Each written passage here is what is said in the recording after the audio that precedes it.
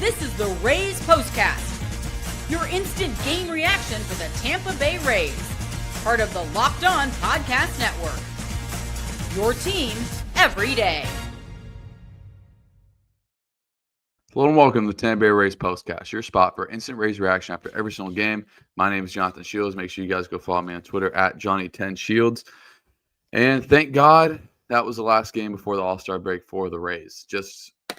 I don't even know what to say. It is the same type of performance that the Rays have been having for the past, what are they, like 4-11 or 4-16 during the stretch? I don't know exactly. I have the exact number, and we'll pull it up for you when we get to the comments. But this one, we're going to talk about how it was just mistake after mistake, how the offense has just been abysmal. One run in the last 18 innings to finish up a 2-8 road trip. We're going to look ahead to what life is going to be like after the All-Star break. But first, we're going to talk about how all this is honestly just embarrassing. This is what you'll be talking about. It is embarrassing that the Rays only score one run after 18 innings. It is embarrassing that the Rays have probably their biggest base running error of the year in the most important game. It's embarrassing that everyone outside of Jake Mangum comes out with like no energy, no urgency whatsoever. Everyone's just going through the motions. And that's what's embarrassing and frustrating because, you know, the Rays should have won the first two games. After you guys remember, after the Detroit series, we talked about how important it is for the Rays to win and capitalize off those first two games because of what's coming down the stretch and of this series. And it's Bello and Crochet. And I don't think Bello's, that good, honestly. But that good is over-exaggeration. I don't think he's better than Ryan Pepiot. Like, I don't think he's better than Drew Rasmussen, for example. But today he looked like Cy Young again. I mean, one run in the last 18 innings is in the two biggest games of the season for the Rays is embarrassing. That's why that's the first headline. That's why we're starting to talk about it. I mean, there's just not a lot more you could say. Again, outside Jake Mangum, man, I mean, there's just a lack of fight that the Rays normally play with. And yes, Brandon Lau isn't playing, but my goodness, some of those at-bats, man. Like Hysom Kim fouling 10 balls right off his foot, which was terrible, and then taking 95 right down the middle. It's just tough to swallow.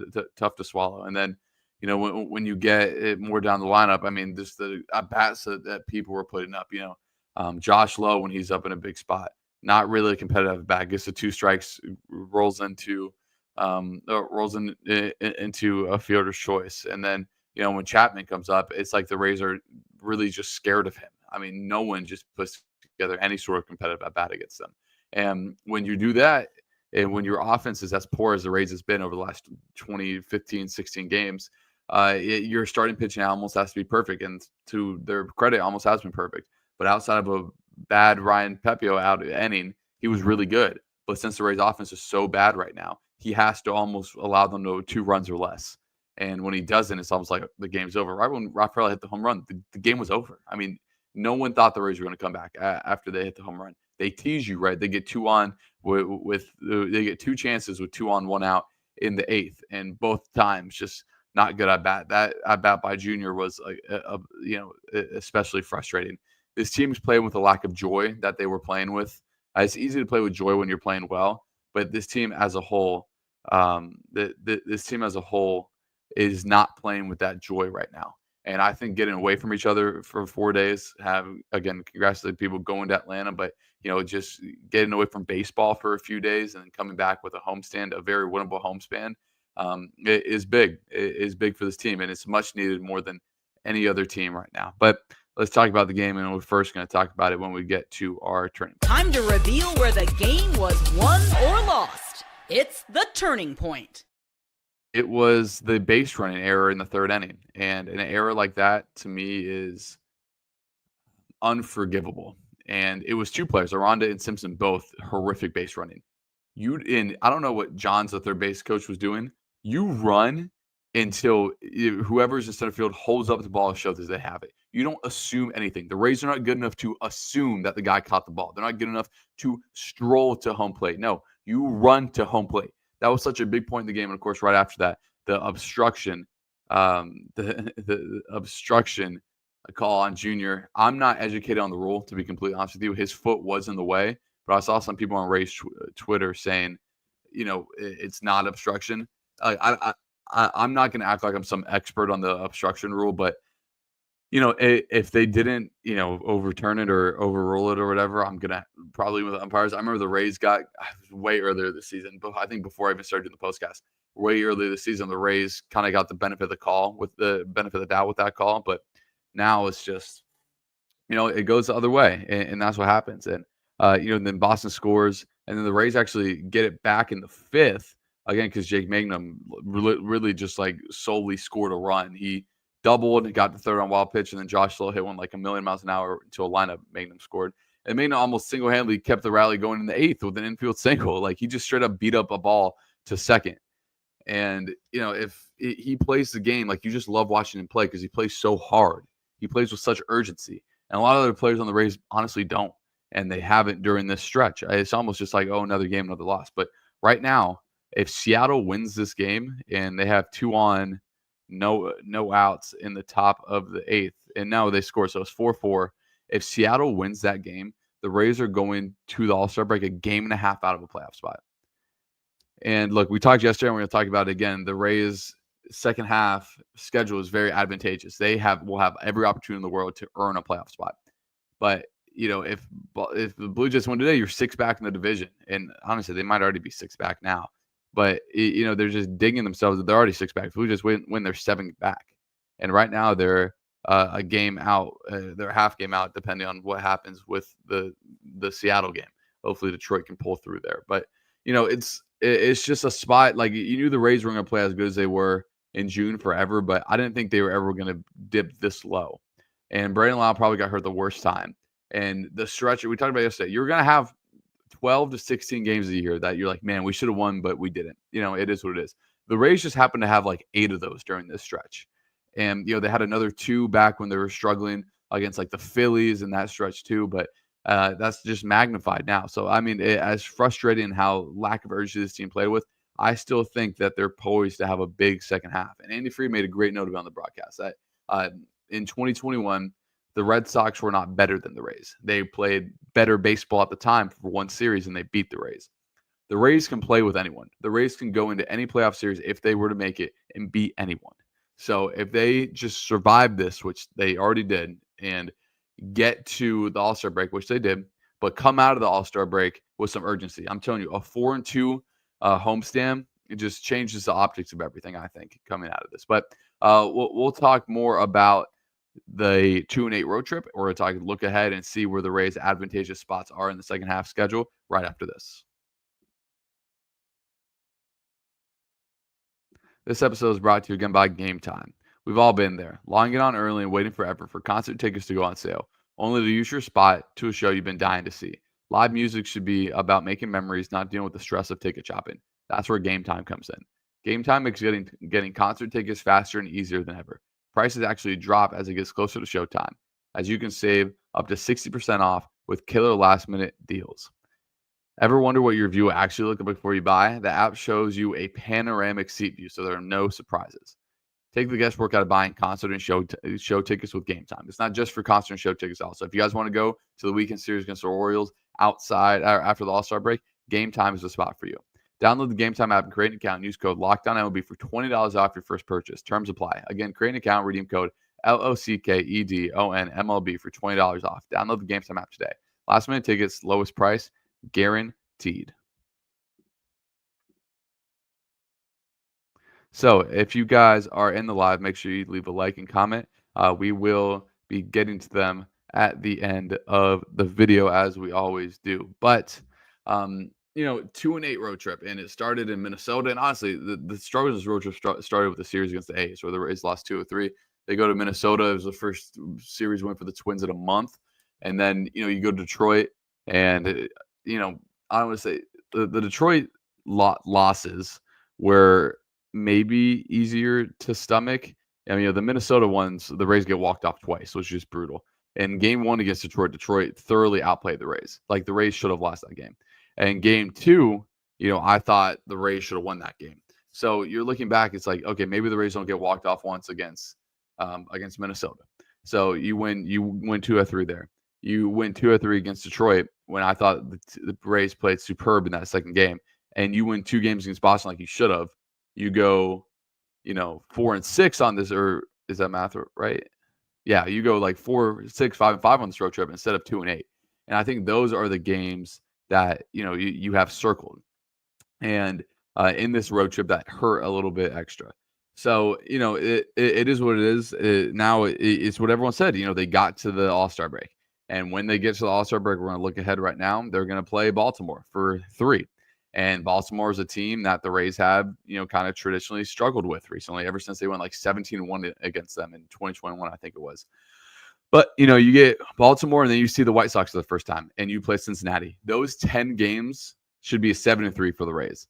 I understand Cincinnati's playing better this season. They're 49-47, but I get it. But the Rays are better than the Reds.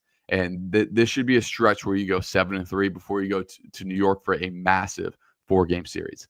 I say you need to go 7-3 during that stretch because then you play the Dodgers and the Yankees. Then you go on the road for 14 straight games. 2 weeks you're on the road. So that's why I think that early part of the season, or early part of the second half, is so crucial for the Rays to get back on track and get back to what they were doing in June. But not all the way back, because I don't think they're going to play as good as they were in June. But to find that middle ground between June and July, and I think that's what the Rays will do coming out of it. But let's get to the comments. We'll start with Jack's takes, because it really feels like this league has figured out the Rays. Proprietary info, better drop some new stuff during the break. Merciful breaks for Rays fans. Yeah, I don't know if the league has figured out the Rays. Like, I think some of it was tough breaks. Like, if Simpson runs a little bit harder right there, then it's a different game, in my opinion. If the Green Monster was a foot taller, it's a different game. I guess it's kind of ironic to say if the Green Monster was a foot taller, but like, Rafaela's hit is not a home run. Actually, I can go see if it was a home run in Steinbrenner. It was not. So it's a home run in 2 places. It's a home run in Fenway and in Minute Maid, whatever it's called, Dalkin Park now. So it's a little bit unfortunate. As we go to Gary, it's the low point of the season. A 4-15 stretch. Can't put a positive spin on this. Fortunately, the All-Star break is here. Time to get the batters recharged and come back at home ready to go on Friday. That's the biggest key. They got to come back ready to go. It's as simple as that. As Gary again says, how do you feel about the schedule with less division games? Does it put the Rays at a major disadvantage with the additional travel playing all these divisional and interleague games? I personally love it because I love playing like the Giants once a year, or whatever once a year, because you normally don't see those teams. And so I think it's cool, but it was at the benefit. I think the games went from like 19 to 14, the divisional games, which suck. The division is is baseball. If you win your division, you get in the playoffs. It's as simple as that. But I don't think it's harming the Rays because every team has to do it. So it's a little bit of the mixed bag. So as we go to Sarah Parker, she says, I'm sad and frustrated with them. No life whatsoever. Yeah, not a lot of life today. I mean, it was really tough. It's very easy to sit around and point fingers. That's why, I mean, I couldn't imagine the Rays having to go play another series next week. Like, this break is coming at the perfect time. They get to reset. If they're annoyed with the team, annoyed with each other, they get away for 4 days and, just reset everything. And you come back. I don't know what the Rays schedule is. You come back Wednesday, Thursday, Friday, whatever it is. On Friday they play. They come back Wednesday, Thursday, and get locked in and ready to go. And it's going to be Taj Bradley in a huge start for the Rays. And, they're going right to Bradley, Littell, then Pepiot. So it is a huge start for Taj Bradley on Friday night against Baltimore. And it's one that he's going to need to come out and do what he's been doing. He's been really good his last 2 outings. So this break should only help Rays pitching. I think the bullpen is already starting to turn around. I think the bullpen is completely out of their funk that they were in. So I think the second half, and let's take a look at that schedule again. So again, I think the Rays can really take advantage of the first 10 games. And then I think they take advantage of the first 3 series on the road trip. They go to Anaheim, Seattle, and Sacramento. I think those are three series. You play 9 games. I think going 6-3 there is really realistic. That Seattle series is going to be huge as well. Then you go to San Francisco. That's a really tough series at the end of a road trip. Then you come back and you play New York and St. Louis for 5. So 5 games because there's a 2-game series against New York. St. Louis is kind of, wishy-washy right now. They're in that wild card race. Same with Cincinnati, but that's the spot where you can take advantage. And then you go to Cleveland and to Washington.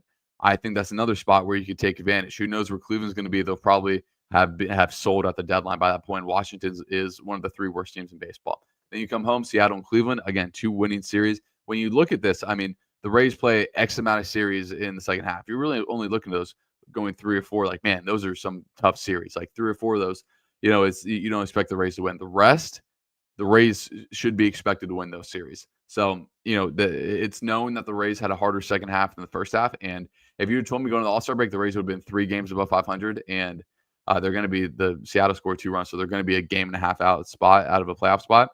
It is what it is, but it also doesn't help the Rays get swept, and Seattle sweeps the Tigers.